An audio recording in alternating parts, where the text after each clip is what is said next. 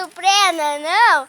Porque meu cachorro sumiu e eu não tô achando ele do jeito nenhum.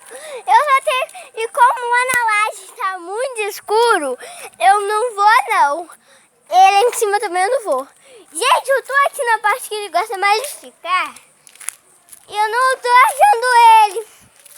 Nossa, normalmente prena. Me ajuda a encontrar o Bartô. Quem acha que ele tá? Quem acha que ele tá lá embaixo, comenta. Tá escuro demais lá embaixo. Eu que não vou. Agora, gente. Eu não confiro um lugar. Eu vou ver lá atrás, lá atrás, na casinha, onde ele fica também.